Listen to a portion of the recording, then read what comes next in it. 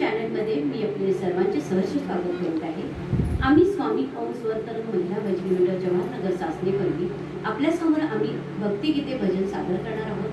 तर आम्ही ही गीते सर्व अपलोड करणार आहोत। जर तुम्हाला आमची ही गीते आवडली तर तुम्ही लाईक, कमेंट, शेअर, सबस्क्राईब करा ही मी तुम्हाला विनंती करते। तर आम्ही कार्यक्रमाची सुरुवात गणेश स्तवनाने करतो।